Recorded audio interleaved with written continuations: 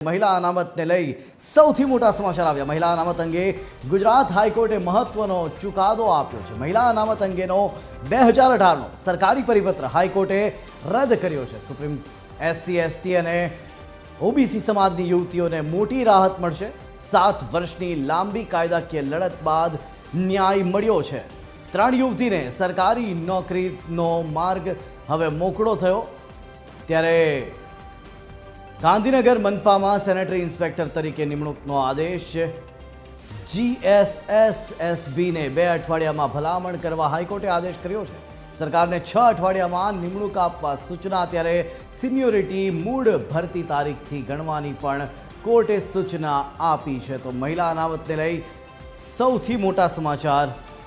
આજ મામલે વિસ્તારથી વાત કરવા માટે આપણી સાથે જોડાઈ ચૂક્યા છે સંવાદદાતા મૌલિક ઉપાધ્યાય। મૌલિક, 3 યુવતીઓને લઈને ખૂબ જ મહત્વના સમાચાર આવ્યા। મહિલા અનામતને લઈને ખૂબ જ મહત્વનો ચુકાદો આવ્યો। 2018નો જે ચુકાદો હતો, 2018નો જે પરિપત્ર હતો, એને પણ હવે 2018ના પરિપત્રને પણ ધ્યાનમાં રાખીને હવે આ મહત્વનો ચુકાદો આપવામાં આવ્યો છે।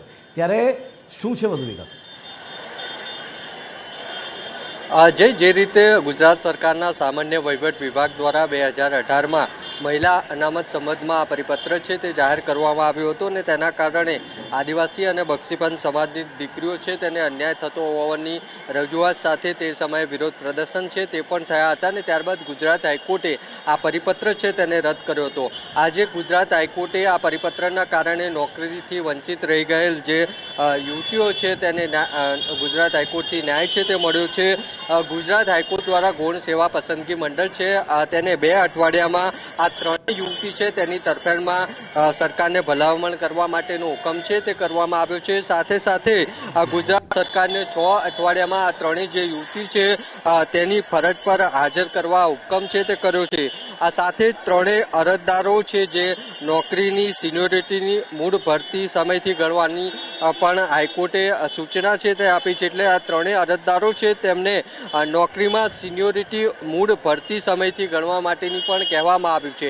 એટલે આ 3 જે યુવતી છે, અરજદાર યુવતી છે, તેમને ચોક્કસથી હવે લાભ છે તે મળ્યો છે। ગુજરાત હાઈકોર્ટે 2018નો સામાન્ય વહીવટ વિભાગનો પરિપત્ર રદ કર્યો હતો અને ત્યારબાદ આજના ચુકાદામાં નોકરીથી વંચિત જે આ પરિપત્રના કારણે 3 યુવતી રહી ગઈ હતી તેના માટે પણ હાઈકોર્ટથી આજે રાહતના સમાચાર છે તે આવ્યા છે। જી આભાર મૌલિક, સમગ્ર માહિતી આપવા બદલ।